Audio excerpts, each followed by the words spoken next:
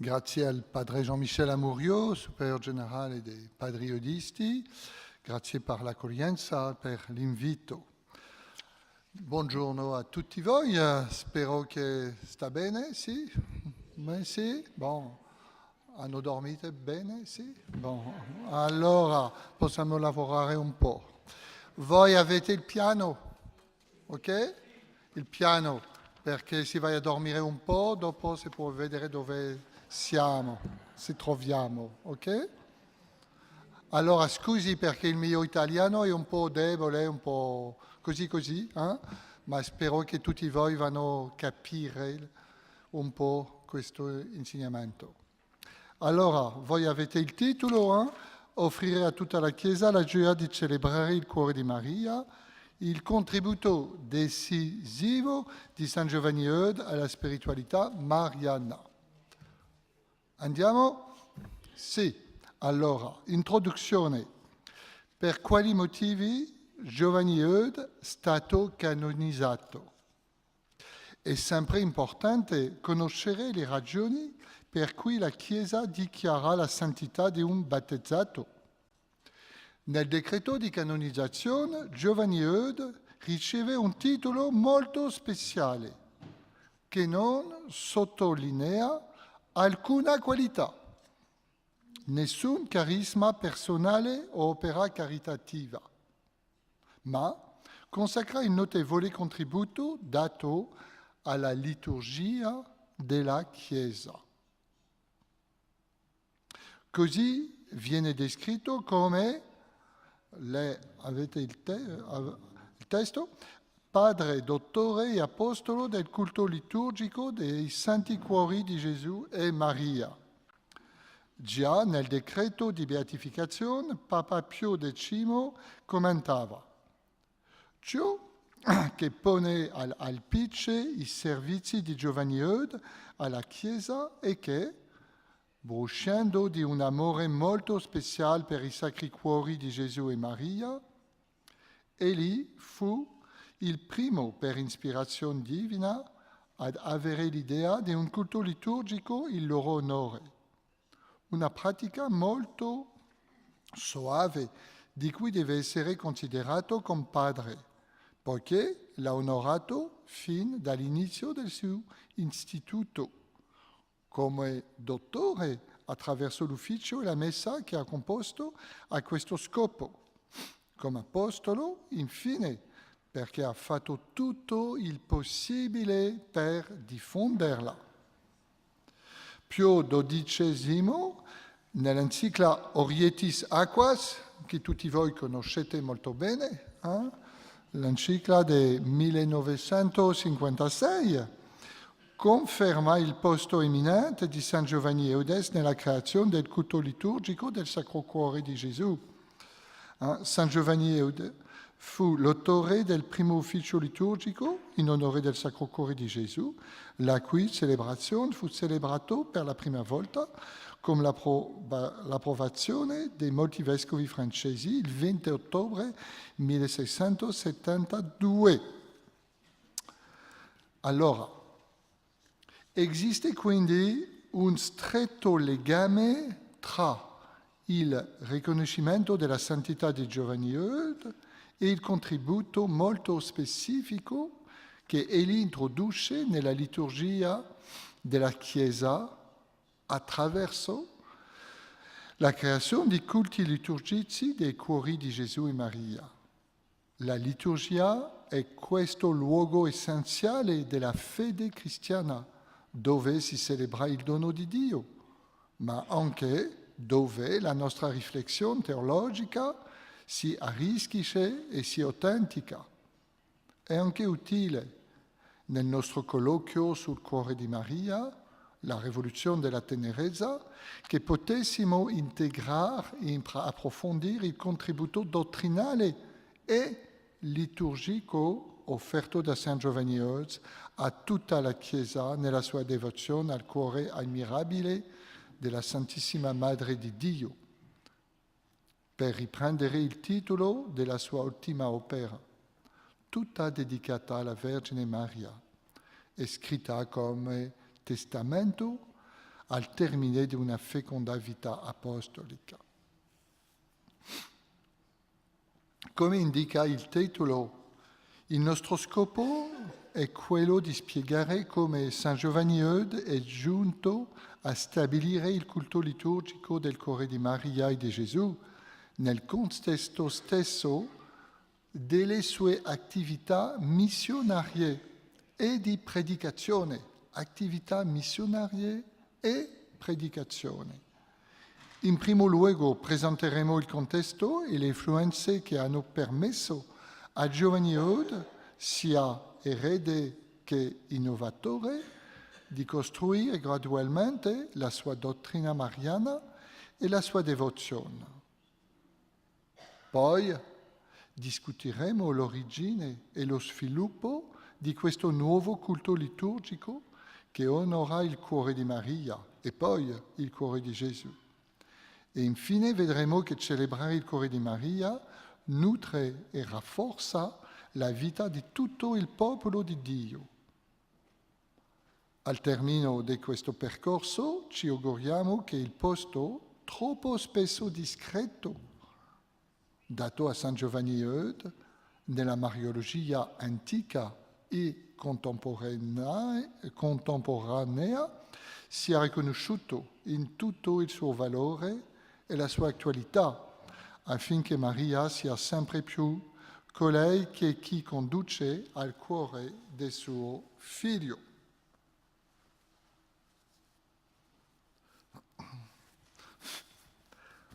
Primo capitolo, San Giovanni Eudes e la spiritualità mariana, erede e innovatore. Avete il piano, una vita mariana dedicata a Maria. Tutto ciò che possiamo dire sulla dottrina mariana e sulla spiritualità di San Giovanni Eudes può essere compreso solo alla luce del posto che ha la Vergine Maria nella sua vita di missionario, di formatore, di fondatore e teologo. La dimensione mariana della fede e degli impegni di San Giovanni Eudes è stata di una forte e costante esperienza spirituale che anima tutta la sua vita, dalla più tenera età fino agli ultimi giorni prima della sua morte, quando completerà a 78 anni il suo capolavoro di oltre 500 pagine intitolato Il cuore ammirabile della Santissima Madre di Dio. Come vedremo, l'espressione e la testimonianza della sua fede in Cristo sono inseparabili da Maria. La vita di Giovanni Eudes, 1601-1680, ha vissuto molto tempo, 79 anni, per questo tempo è molto. È stata segnata, adesso no, ma antiquamente sì. Allora, la vita è stata segnata ancora prima del suo concepimento dalla devozione mariana dei suoi genitori. Questi, onesti contadini normanni, dopo 3 anni di sterilità, si recarono in pellegrinaggio in un piccolo santuario mariano, dove offrono e donano a Nostro Signore e alla Madonna il loro primo figlio, San Giovanni Eudes, il primogenito di 7 bambini. E molto presto Maria occupa un posto importante in questo bambino, animato da un forte sentimento religioso. Allievo dei Gesuiti a Caen, fu accolto nella congregazione di Notre-Dame, Nostra Signora, un'opera di pietà dove scriverà più tardi negli suoi memoriali: Nostro Signore Gesù mi ha dato grandiose grazie attraverso la sua Santissima Madre. Lì visse una intensa vita spirituale che lo ispirò a consacrarsi a Dio, scegliendo Maria come sua Signora. all'età di 66 anni, redigé un contratto di santa alleanza con la Santissima Vergine Maria, Madre di Dio, in cui manifesta tutto lo spazio che vuole dare a Maria nella sua vita. Nel corso della storia di San Giovanni Eudes, molti eventi si sono manifestati intorno a Maria. La data del 25 marzo, tutti voi conoscete il 25 di marzo, giorno dell'Annunziazione, è quindi una data importante. Il 25 marzo 1623 entrò nell'oratorio di Padre di Bérulle, poi nel 1643, 25 di marzo, fece un pellegrinaggio a Notre-Dame de la Délivrande, presso Caen, in Normandia, e affidò la fondazione della sua nuova congregazione a Maria, la congregazione di Gesù e Maria, i padri eudisti. 2 anni prima aveva fondato l'ordine di Nostra Signora della Carità del Rifugio, destinato ad accogliere le donne in difficoltà. Nella sua predicazione, nella formazione dei sacerdoti, nei seminari da lui fondati e nei suoi numerosi scritti, ha sempre dato a Maria un posto di rilievo. Il suo amore per la Madre di Cristo si esprime pienamente nella celebrazione della festa liturgica del Cuore di Maria nel 1648. Così San Giovanni Eudes non solo predicava, scriveva, fondava, ma era soprattutto animato da un profondo amore per Cristo e per sua madre. Egli è certamente discreto riguardo la sua profonda vita di unione con Dio, ma possiamo vedere attraverso i suoi scritti, quando parla per esperienza, quando esprime la sua stretta unione, questo cuore a cuore con la Vergine Maria, come in questo brano del suo contratto di alleanza. Che questo cuore sacro della mia cara Maria sia l'anima della mia anima e lo spirito del mio spirito. Che questo cuore gentile sia il principio della mia vita e di tutti i miei pensieri, parole, azioni, sentimenti, affetti. Alcuni autori come Paul Milson, che è molto conosciuto in Francia, parleranno come sfumature di una forte esperienza spirituale, se non mistica, o di una grazia mariana. Osserviamo infatti nel corso della storia che molti amici di Dio hanno vissuto una familiarità, una comunicazione viva con la Vergine Maria. Si possono citare inoltre San Bernardo, San Luigi Maria Grignon de Montfort, Sant'Ignazio de Loyola, Sant'Alfonso de Liguori, San Giovanni Maria Vianney, ma anche i fondatori di congregazioni mariane come Giovanni Claudio Colin, fondatore dei Maristi, e Guglielmo Giuseppe Ciaminada, fondatore dei Marignanisti. Quest'ultimo ha scritto: è un dono della presenza abituale della Santa Vergine, così come un dono della presenza abituale di Dio, molto raro e vero e accessibile solo ad un alto grado di fedeltà. Bene, andiamo un po' più lontano. Dunque, una vita piena della devozione, della preghiera, della presenza della Vergine Maria, una vita consacrata a Maria. Secondo punto, un contesto per San Giovanni Eudes e una formazione che favoriscono una solida base mariologica. Prima di tutto ricordiamo che Giovanni Eudes ebbe l'opportunità quando entrò nell'oratorio fondato per Pierre de Bérulle, nel 1623, di acquisire un'eccellente formazione. È buono fare la devozione, ma è buono fare una buona formazione allo stesso tempo. Infatti, il giovane provinciale scoprì, come gli oratoriani, la vitalità intellettuale e la ricerca spirituale del XVII secolo francese, come per esempio il salotto di Madame Acari, cugina di Pierre de Bérulle, dove passarono grandi figure del Seicento, come Francesco di Sales, François de Sales, il vescovo di Ginevra, Vincenzo di Paoli, Vincent de Paul, fondatore dei sacerdoti delle missioni, il cappuccino Benedetto da Canfeld, rappresentante della scuola astratta di spiritualità. Non mi domanda qual è questa scuola.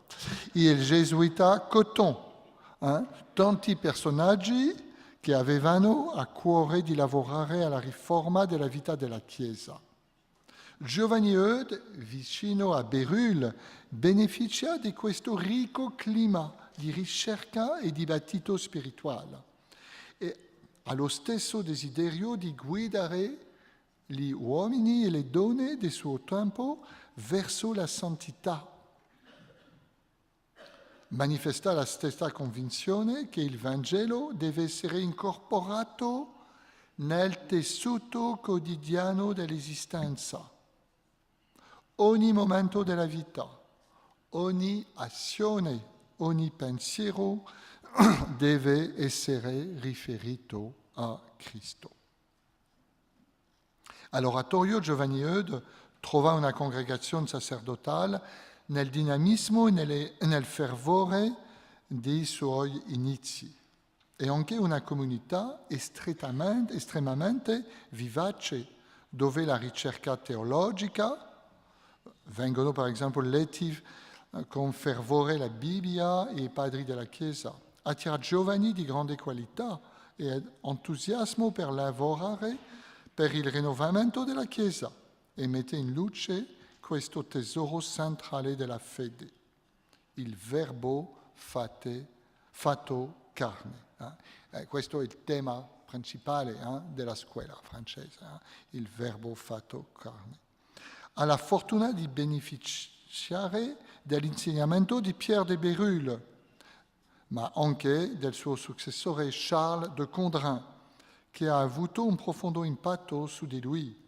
Giovanni Eudes acquisisce così le solide basi della dottrina di Bérulle, tutta incontrata su Cristo, che predicherà per 55 anni, dandole una connotazione molto personale, altrettanto radicale, ma più semplice, più concreta e più pastorale, e dove la sua devozione e il culto liturgico al cuore di Maria costituiscono un elemento del tutto originale ed emblematico della ricchezza e della fertilità della grande corrente che è la scuola francese di spiritualità. Naturalmente, non c'è devozione valida che non possa e non debba basarsi sulla rivelazione cristiana e San Giovanni Eudes trarrà grande beneficio dal rinnovamento degli studi biblici. Tutta la sua opera sarà caratterizzata da continui riferimenti alla scrittura. Dall'Antico Testamento la Chiesa al servizio della liturgia si è presa la libertà di applicare molti passi alla Beata Vergine, anche se non si riferiscono a lei in senso letterale. Come i mariologhi del suo tempo e dei secoli precedenti, San Giovanni Eudes amava scoprire nelle fonti ispirate della nostra fede tutto ciò che da vicino o da lontano poteva essere riferito alla Madre di Dio.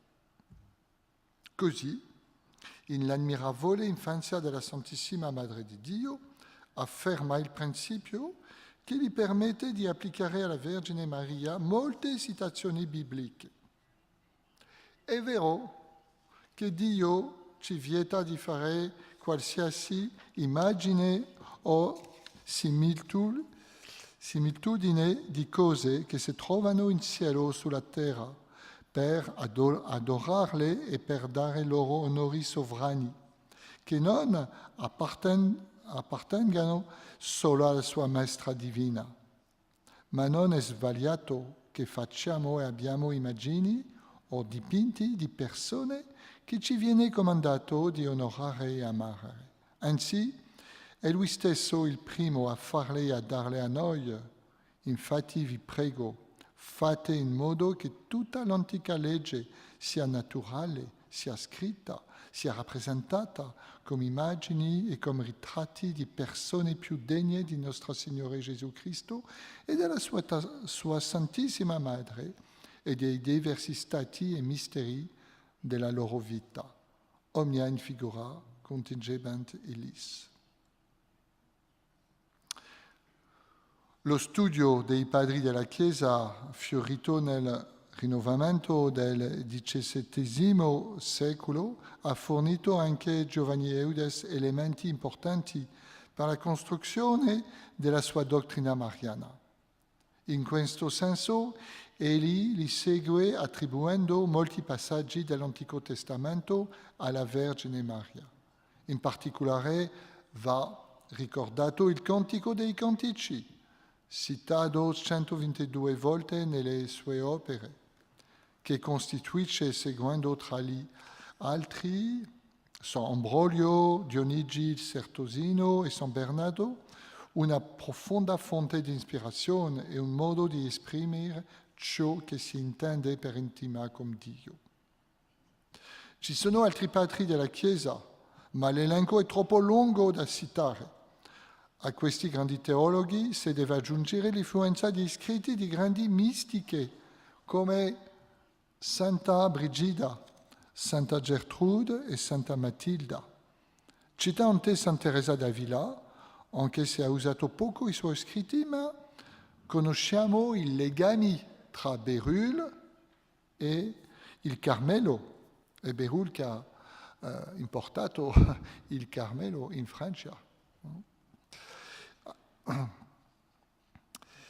E i rapporti che San Giovanni Eudes ha avuto con un certo numero di carmelitani. Infine, è bene concludere questo rapido percorso con la grande influenza degli scritti del Santo Vescovo di Ginevra, San Francesco di Sala, il cui trattato dell'amore di Dio è dedicato al cuore di Maria. Rimane un riferimento importante per Giovanni Eudes nella ricerca di una vita spirituale offerta a tutti. Non c'è bisogno di cercare altrove il motivo per cui il cuore di Maria ha trovato nella prima metà del XVII secolo un numero crescente di fedeli e di fedeli conosciuti. C'è, ad esempio, Santa Maria dell'Incarnazione, fondatrice delle Orsoline del Québec. I gesuiti Poiret e Suffren raccomandano il saluto di Santa Matilde al cuore di Maria e il loro confratello, Padre de Bari, consiglia alle anime pie di celebrare in particolare una festa del cuore di Maria, il 1 giugno, vicino alla festa del Santissima Trinità. Ma va notato che questa festa non aveva carattere liturgico, non era stata approvata dalla Chiesa e si celebrava nel segreto delle anime attraverso varie pratiche di devozione. Inoltre, la devozione stessa era mal definita. Nessuna aveva ancora cercato di determinare lo scopo preciso né di stabilirne la validità né di assegnare le pratiche generalmente riconosciute. Tutte queste pratiche costituirono comunque un ambiente mariologico molto favorevole e fecondo per lo sviluppo di un approfondimento della devozione mariana anche nella sua espressione liturgica che fu la grazia data a San Giovanni Eudes. Così, sottolineando la dimensione di erede e innovatore, in San Giovanni Eudes, padre de Berthier, scrive in modo breve ma incisivo: la devozione al cuore di Maria esisteva solo in un stato di tendenza un po' confuso. È stato riservato a San Giovanni Eudes di far uscire da questa nebulosa un sistema completo, conferendole la sua martura teologica, organizzandola attraverso un insieme di pratiche definite e speciali, intronizzandola nella liturgia cattolica, presentandola al clero e al popolo cristiano. Sta ancora vivi? Bon. Allora, continuiamo. Devozione al cuore di Maria, espressione autentica della devozione mariana della scuola francese di spiritualità. Allora, dopo aver accennato brevemente, alla dimensione mariana della vita di San Giovanni Eudes, poi ai fondamenti della sua dottrina mariana e della sua devozione, dobbiamo naturalmente entrare in ciò che ha formato Giovanni Eudes e di cui è stato uno degli attori principali della scuola francese di spiritualità. Questo nome, scuola francese, è un po' curioso, che ha suscitato qualche controversia. È stato dato da Henri Bremont, affermando che non c'è un nome migliore per definire tutti coloro che seguendo Pierre de Bérulle hanno lavorato sia teologicamente che spiritualmente per rinnovare la vita della Chiesa in Francia nel XVII secolo, descritto come il secolo della conquista mistica. Il secolo della conquista mistica. Così scrive: ci basta che questa scuola, essendo senza dubbio la più originale, la più ricca e la più fertile tra quelle nate nell'età dell'oro della nostra storia religiosa, merita di ricevere da questo leader il bel nome con il quale ora ci riferiremo ad essa, scuola francese per eccellenza. Aggiungo che questa parola scuola la usiamo qui nel senso stretto del termine. Nessuno dei gruppi che potremo studiare dopo questo ha una coesione così perfetta, una tal unanimità. Tra Bérulle, nato sotto Enrico III, a Grignon de Montfort, morto sotto la reggenza, sono tutti uniti, sono una cosa sola. Promossa da Bremont, questa unanimità e diversità dei principali maestri di questa corrente spirituale deriva dal fatto che ci sono tematiche importanti e altamente identificabili che strutturano l'azione teologica di questa scuola. Tuttavia, ognuno dei grandi maestri sarà molto libero di avvicinarsi, in particolare alla devozione mariana, con le proprie intuizioni e carismi. Come sottolinea giustamente il padre Jacques Aragon, un padre eudista, per fare una teologia mariana della scuola francese si dovrebbero riunire le principali tesi riguardanti la Beata Vergine in un trattato teologico approvato dalla Chiesa e vedere come ne hanno parlato i nostri autori. È una cosa. Studiare la devozione mariana, al contrario, e vedere da qual particolare angolazione hanno ritenuto preferibile presentare la Vergine Maria alla nostra venerazione.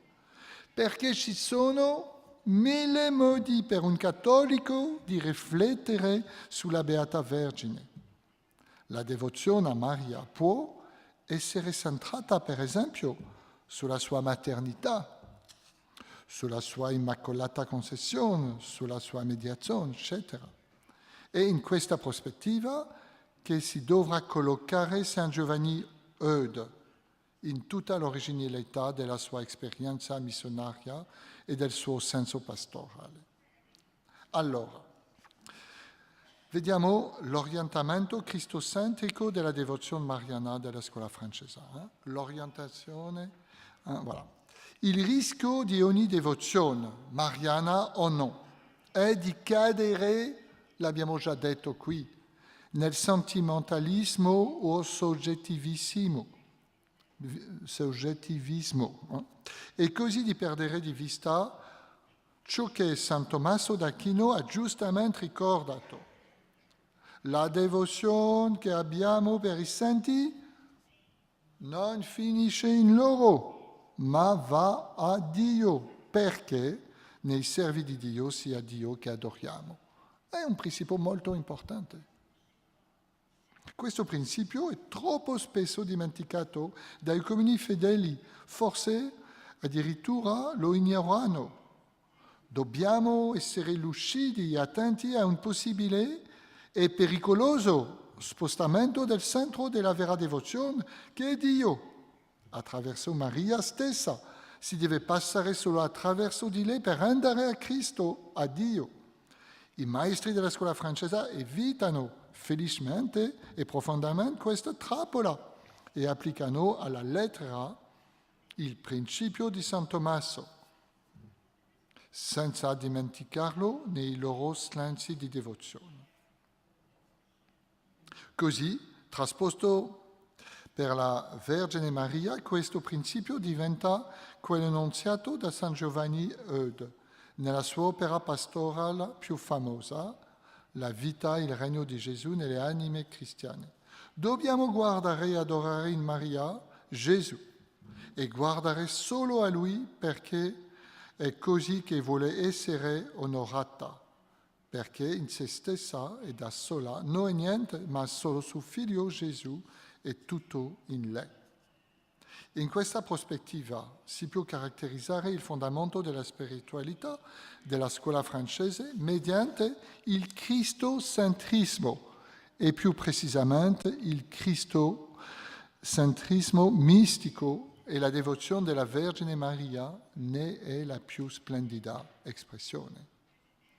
Cos'è allora il cristocentrismo mistico? Dobbiamo parlare di teocentrismo con Bremont, che ha la responsabilità di questo neologismo e qualifica così il pensiero di Bérulle. Egli, per usare un'immagine, riprende la teoria di Copernico, anche se considera questa opinione poco seguita nelle scienze astronomiche del suo tempo, che sosteneva che il Sole era il centro del mondo e non la Terra. Bérulle ne vede il vantaggio per la teologia. Dio deve essere il centro di tutta la vita religiosa e non l'uomo. Gesù, il vero Sole, è il vero centro del mondo, intorno al quale tutta ruota. Così, per definire più precisamente la spiritualità della scuola francese, si è preferito al teocentrismo il termine cristocentrismo. Bon.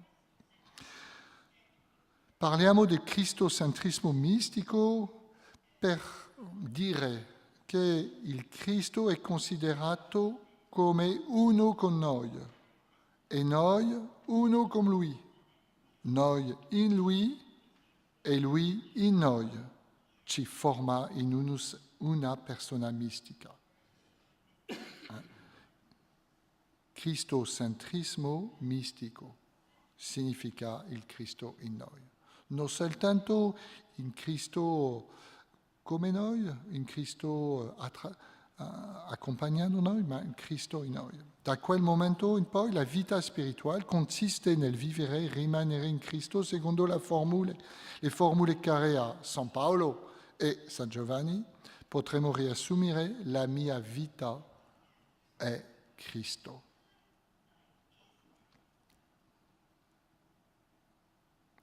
La devozione al cuore di Maria, ultimo punto di questa parte, espressione della devozione mariana della scuola francese. Nel XVII secolo è un'epoca difficile per tutti.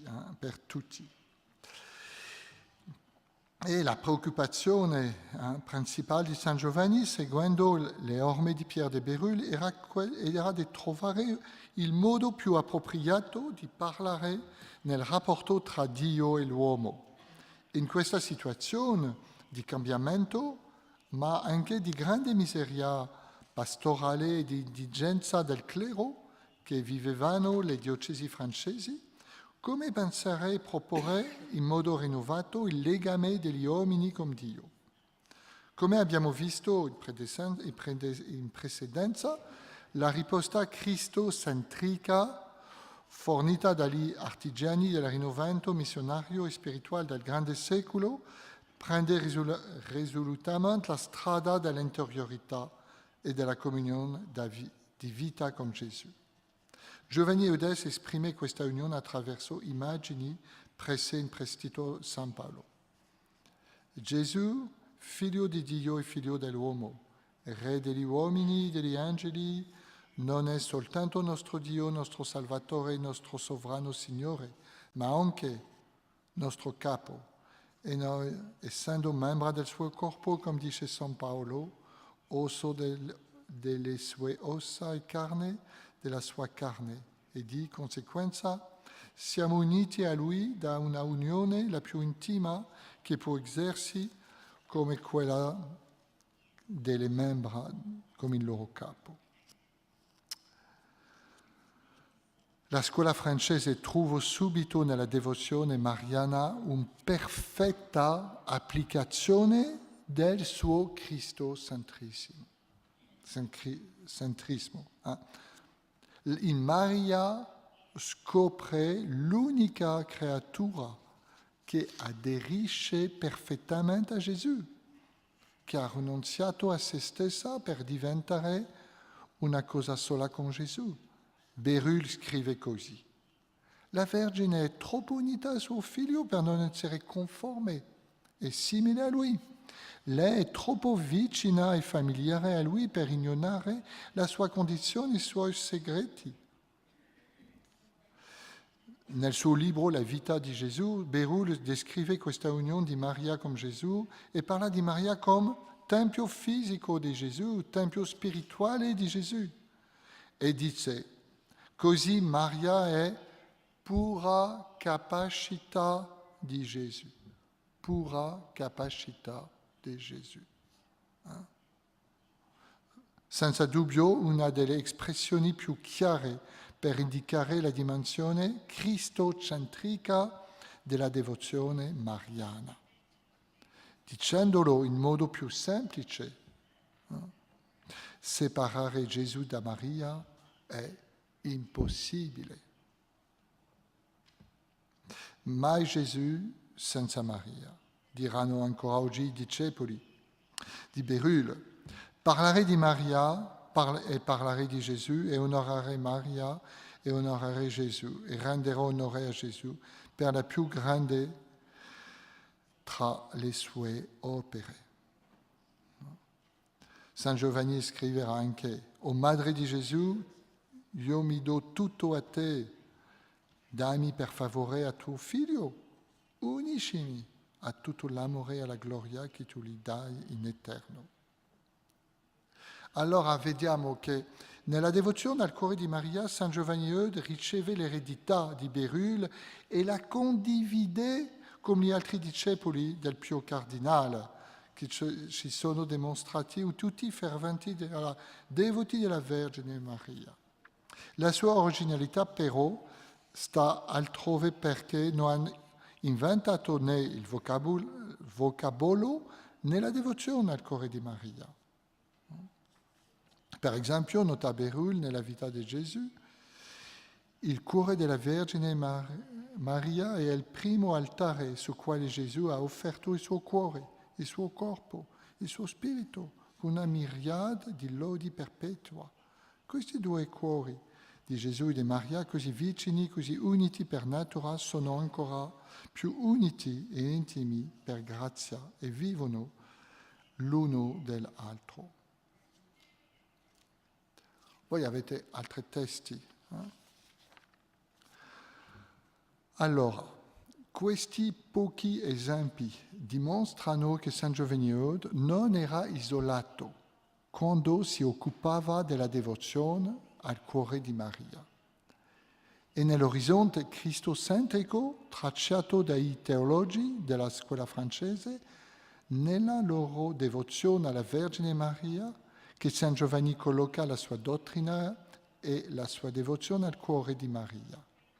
Questa devozione appariva come una felice invenzione e forse anche geniale per la fecondità che porterà la vita della Chiesa.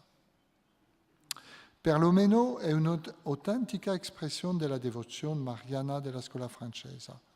Tuttavia, dove San Giovanni Eude era originale, dove entra in contrasto con gli autori precedenti e i suoi contemporanei, nell'insistenza e nell'esclusività con cui propone la sua devozione. Cosa che è propria di San Giovanni Eude è che è stato il primo che ha studiato con scienza, metodo e profondità la teologia del cuore di Maria. Infine, ma non meno importante, è una sua caratteristica, e che è stato il primo a farne un oggetto di culto pubblico, scrivendo una messa e un ufficio e lavorando in tutti i modi per farli approvare e diffondere. Bon, adesso andiamo alla celebrazione del cuore di Maria. Tutto bene? Quoi, oui. Ah oui, ça va être un peu difficile, hein? Je t'avais dit. Alors, celebrare il Santo Cuore di Maria, un progetto missionario. Per l'evangelizzazione non c'è bisogno di proposte mistiche senza un forte impegno sociale e missionario, né di discorsi e pratiche sociali pastorali senza una spiritualità che trasforma il cuore. È sempre necessario coltivare un spazio interiore che dia un senso cristiano all'impegno e all'attività. Queste recenti parole di Papa Francesco riassumono ciò che furono la vita e l'insegnamento di San Giovanni Eudes. Missione e spiritualità, la prima celebrazione liturgica del cuore di Maria.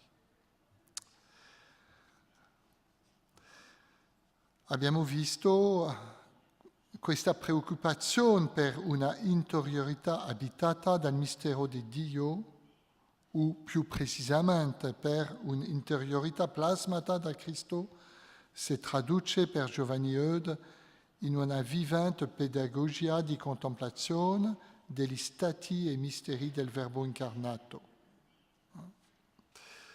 Su questo cammino di interiorità che lo condurrà al cuore di Gesù, Giovanni Eude considera fin dalla sua giovinezza la Vergine Maria come il primo passo verso il cuore di Gesù. La Vergine Maria come il primo passo verso il cuore del suo figlio. Allora, durante una missione di 3 mesi in Borgogna, Giovanni Eudes constata con gioia una partecipazione straordinaria a grandi segni di conversione tra i suoi ascoltatori. è rimasto profondamente colpito da tutto ciò che ha vissuto e ha concepito. E per eso ha concepito un progetto che non ha portato come se quando è arrivato a Autun, Borgogna.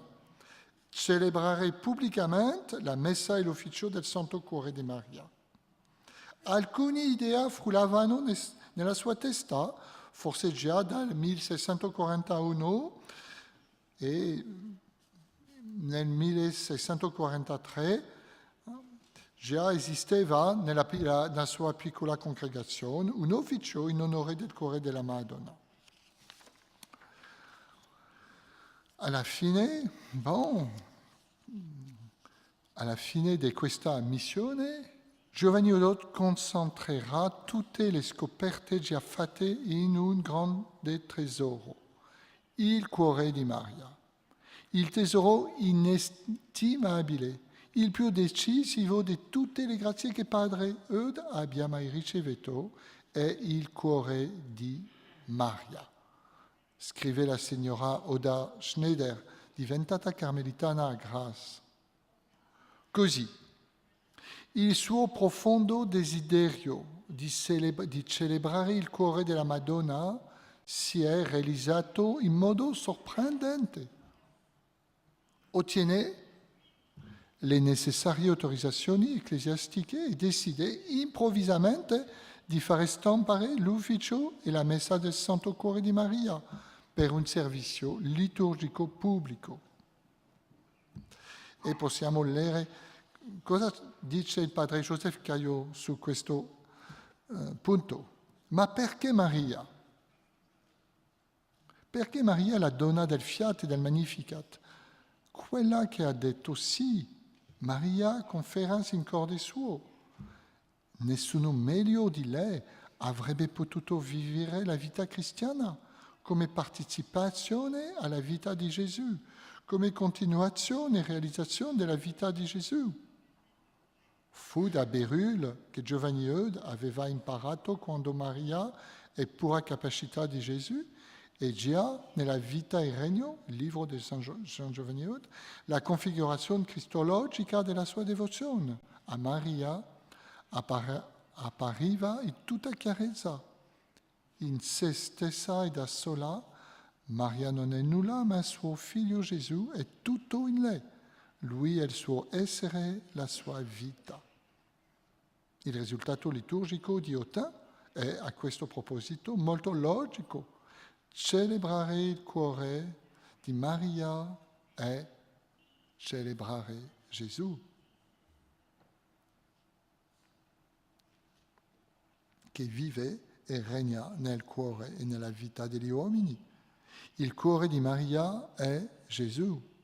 Il cuore di Maria è dunque presentato pedagogicamente e celebrato liturgicamente prima del cuore di Gesù, come luogo dove possiamo e dobbiamo leggere, come in un libro aperto, ciò che può e deve essere la vera vita condotta in Gesù. Come si può vedere, e va sottolineato, questa non è una celebrazione materna. Tutto rimane centrato su Gesù. È per questo che abbiamo parlato del cristocentrismo. Contemplare Maria, conferenza in corde suo, e vedere dove conduce una vita che conforma Gesù nella propria storia e in quella degli uomini. Inoltre, che questa festa del Cuore di Maria assuma una forma liturgica celebrata pubblicamente è un fatto di grande importanza che va sottolineato. Il tesoro scoperto viene improvvisamente messo a disposizione di tutti. Tutti hanno accesso al Cuore di Maria. Quindi tutti hanno accesso a Gesù. Questo è ciò che definisce la liturgia, che è etimologicamente l'azione del popolo, e qui del popolo dei battezzati, che può ora appropriarsi della devozione al Cuore di Maria celebrando Gesù che vive in Maria.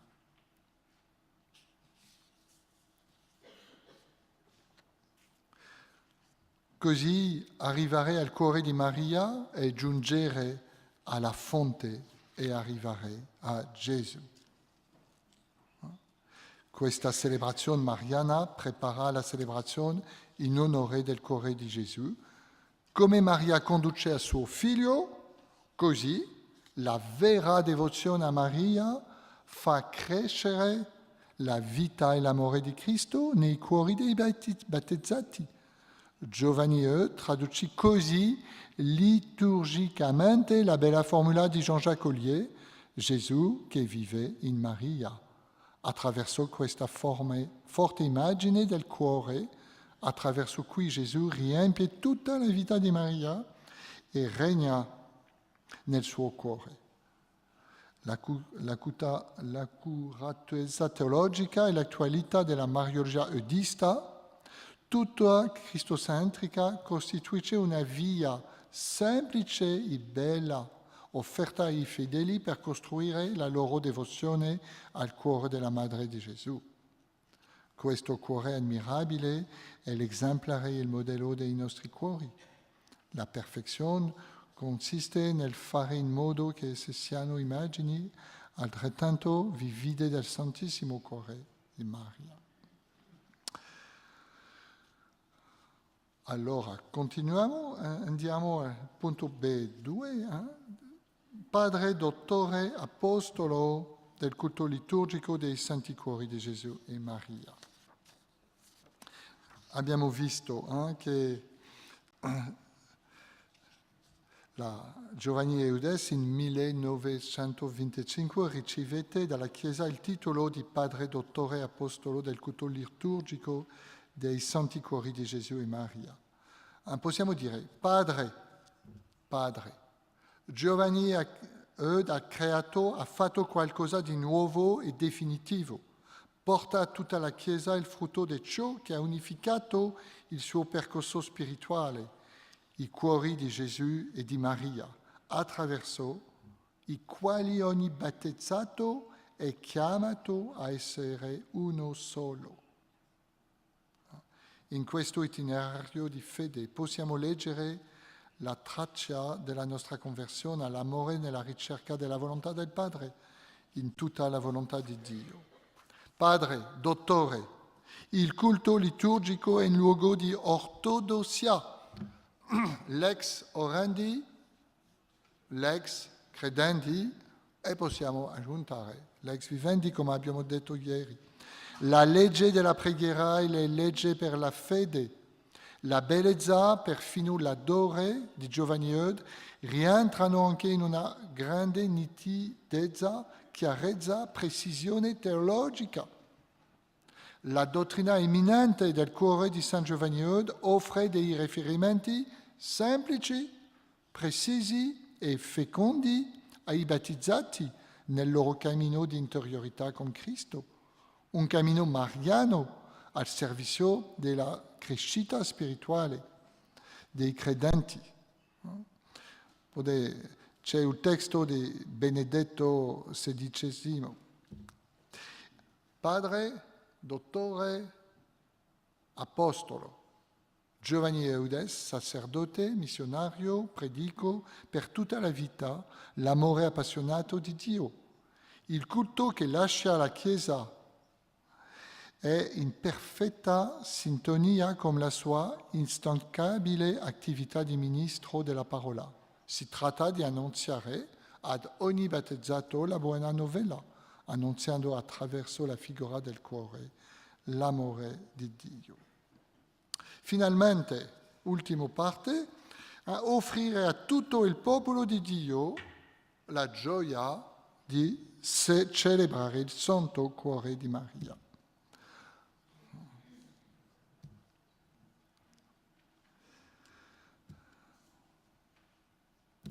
L'ex orandi, l'ex cregandi, celebrare Maria, celebrare Gesù, celebrare Maria e celebrare Gesù.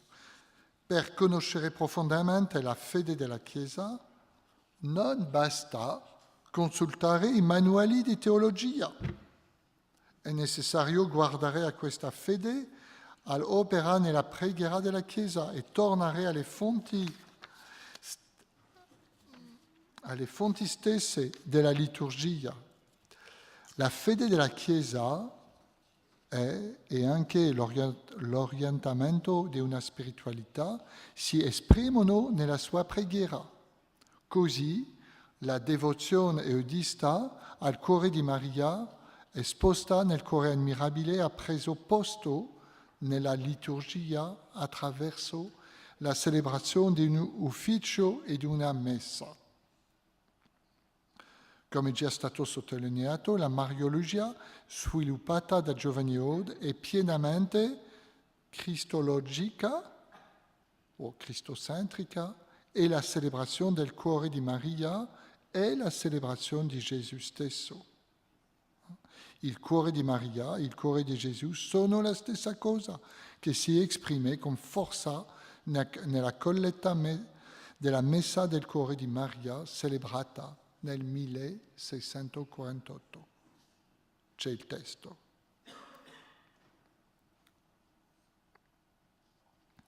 Giovanni Eudes insiste meno sulla dipendenza di Gesù da sua madre da un punto di vista naturale rispetto a quello che nell'ordine soprannaturale collega il cuore di Maria a quello di Gesù.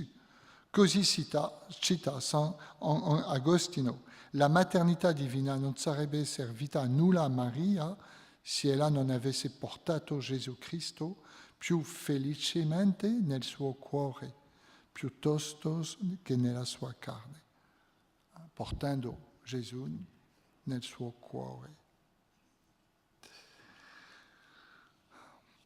Sì, il culto liturgico del cuore di Maria è profondamente cristocentrico, non dimentichiamo che tutto il cristocentrismo è radicato nella dimensione trinitaria della fede, l'amore del Padre, del Figlio e dello Spirito Santo. Per la Vergine Maria associano in modo unico il suo cuore al mistero trinitario. Abbiamo un testo. Tra le varie feste in onore della Vergine Maria. È San Giovanni che scrive: la festa del suo cuore è cuore regina delle altre feste. Perché il cuore è la sede dell'amore, della carità. Qual è l'oggetto di questa solennità? È il cuore dell'unica e amata figlia dell'Eterno Padre. È il cuore della Madre di Dio. È il cuore della sposa dello Spirito Santo, è il cuore della madre più buona di tutti i fedeli, è un cuore tutto infiammato d'amore per Dio, tutto infiammato di carità per noi. Così, nei vespri, i primi vespri del Sacro Cuore di Maria, collocano immediatamente l'umile Maria nel profondo della vita trinitaria. Nel cuore di Maria il Padre stabilisce il regno del suo amore, il Figlio unico vi prepara una dimora e lo Spirito Santo, la pienezza dell'amore, ne fa il suo tempio. Punto secondo, la gioia di contemplare e lodare il disegno di Dio in Maria. L'ufficio e la messa del Santo Cuore presentano Maria come il capolavoro di Dio, il trionfo di Dio. E si delineano le linee principali della realizzazione di un progetto che può essere percorso da antifona ad antifona. Così possiamo vedere tutti i testi della liturgia dell'ufficio e della messa del cuore di Maria in questo orizzonte. Per esempio, le maestro antifone dell'ufficio della preghiera seriale, già nei primi vespri, richiamano la scelta di Dio Padre, Figlio e Spirito Santo. Questo preludio avvia tutto il resto. vediamo come l'esplosione della ricchezza del cuore di Maria si dispiega in l'inno del cuore santissimo della Beata Vergine, espresso nei primi vespri. Voi avete il testo. No, ho il tempo per leggere tutto, sennò il padre Jean-Michel non sarà contento. Bon, allora, in questo inno vediamo chiaramente come San Giovanni Eudes permette a tutta l'assemblea riunita in questa festa, da una parte, di entrare, comprendere nella contemplazione della grandezza e profondità del cuore di Maria, e d'altra invita ogni fedele a pregare Dio per essere un cuore solo come il cuore di Maria e di Gesù.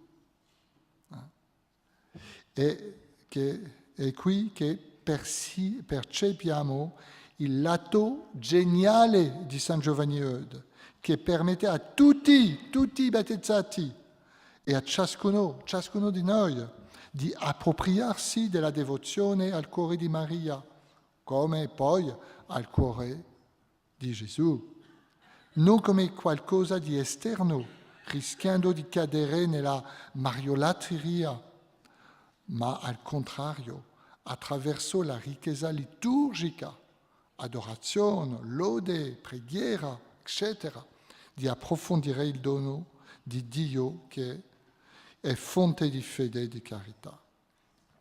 Allora, ultimo punto, la grazia della feste è un richiamo alla vita cristiana.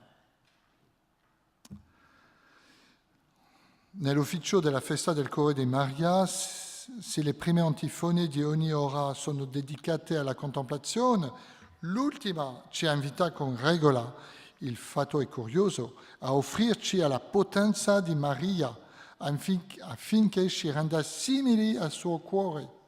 Meglio ancora, a volte è Maria stessa che si rivolge a noi per parlarci.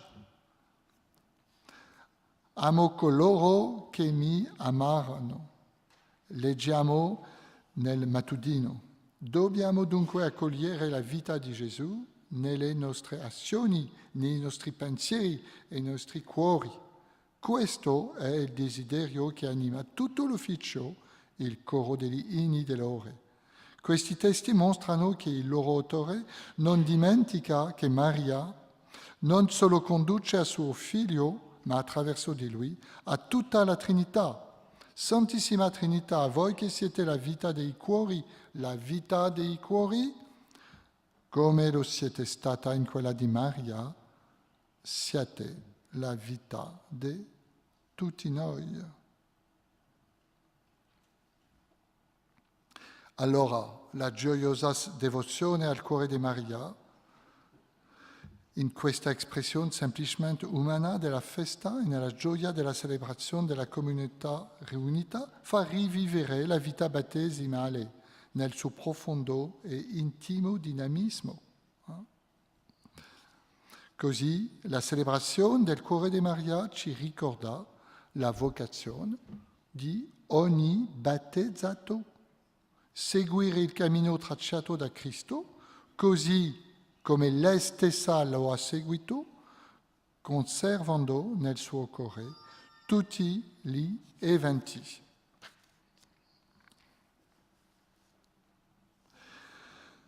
Allora, io devo camminare sulla conclusione, io penso. Sta bene?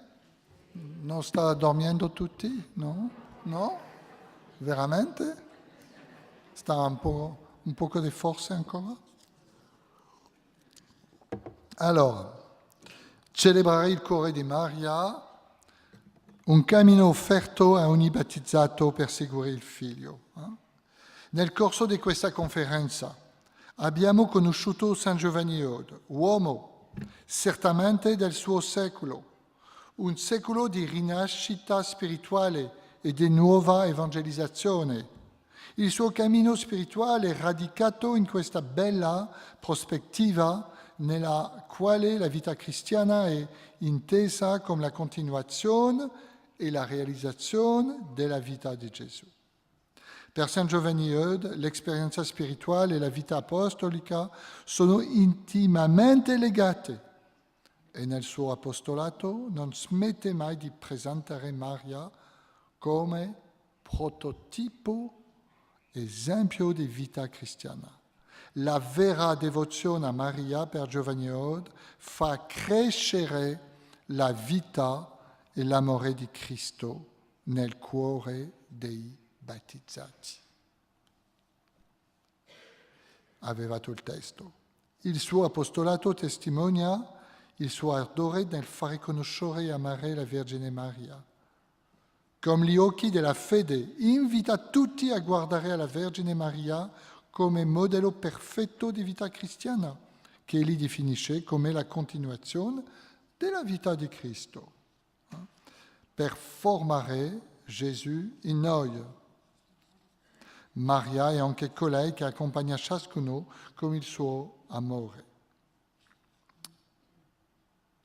Lea il testo. Anche abbagliato dal mistero dell'incarnazione, dal coraggio e dalla splendore del sì di Gesù e Maria, Giovanni Eudes ha percepito e riconosciuto in questa fonte simbolo che è il cuore, una figura del mistero di Dio. Non voleva tenerlo per sé e ha offerto a tutta la Chiesa il culto liturgico del cuore di Gesù e di Maria, e questo non accade senza una qualche ispirazione divina.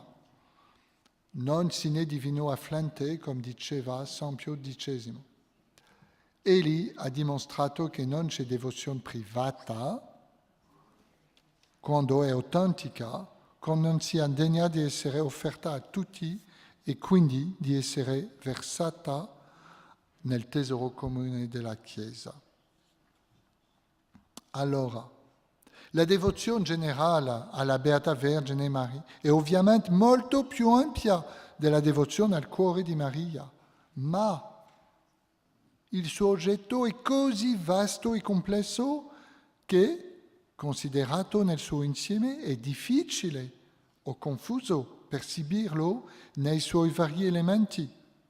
Rispetto dei limiti dello spirito umano, il genio pastorale del predicatore normanno era quello di percepire che i fedeli non possono accontentarsi di onorare Maria in modo generale, nella molteplicità di devozioni che si estendono a tutta la sua persona e a tutta la sua vita.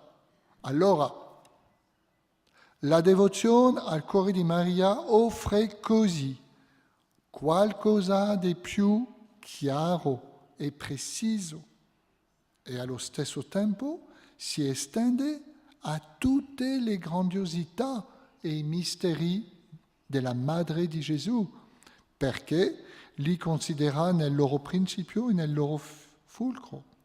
Si potrebbe quindi dire che il culto rivolto al cuore di Maria li concentra sull'essenziale, li vivifica e li unisce.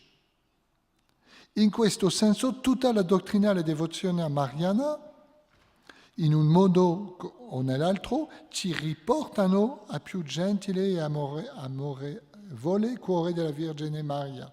Dal suo cuore scaturisce il fiat, con il quale diventa madre di Dio e madre degli uomini.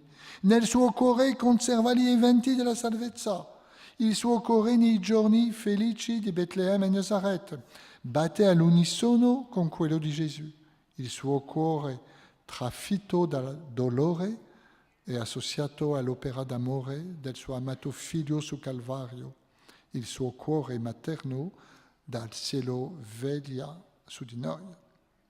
San Giovanni Eudes lo aveva capito bene, tutte le feste di Maria sono le feste del suo cuore. Tanto è vero che anche Se nella sua forma attuale la devozione al cuore di Maria è di epoca relativamente recente. Essa risale tuttavia all'origine del cristianesimo, poiché deriva in gran parte dalla devozione di Maria, qualunque sia l'oggetto particolare che porta con sé. Così la Mariologia riceve dal cuore di Maria il suo principio di unità e la sua ragione formale, e osiamo affermare che San Giovanni Eudes occupa un posto d'onore tra i maestri della teologia mariana, un posto che giustifica il titolo glorioso che la Chiesa gli ha conferito nel secolo scorso, come dottore di devozione al Santo Cuore di Maria. Una devozione che è tanto più attuale e opportuna per i tempi di oggi, come dimostrato anche recentemente dalla consacrazione del mondo al cuore di Maria da parte di Papa Francesco. Ultimo paragrafo. Sta bene? Bon. Tutti gli elementi brevemente presentati a questo proposito si esprimono in favore della candidatura di Giovanni Eudes al dottorato come maestro di vita cristiana, al servizio del rinnovamento della vita dei battezzati. Egli ha messo al servizio di tutti i membri del popolo di Dio questo dono particolare dello Spirito che lo ha portato a celebrare e diffondere a tutti il cuore di Gesù e di sua madre come forma concreta di vita cristiana, fare vivere e regnare Gesù nei nostri cuori. La sua dottrina e i suoi scritti sono un costante richiamo ai cristiani. Prendere coscienza e vivere la ricchezza e la dignità della loro vita battesimale, una via di unione con Cristo, perché diventino un cuore solo come Lui. Maria, finalmente, Maria è la figura perfetta e universale della vita in Cristo, il cui cuore è uno con quello di suo figlio, degno rappresentante della bella e forte tradizione della scuola francese di spiritualità. Giovanni Eudes apporta in modo particolare alla Chiesa l'imminenza della sua dottrina del cuore di Gesù e cuore di Maria, forgiata in un contesto di nuova evangelizzazione, ricca di fondamenti spirituali e di intuizioni pastorali valide ancora per oggi. Grazie a voi.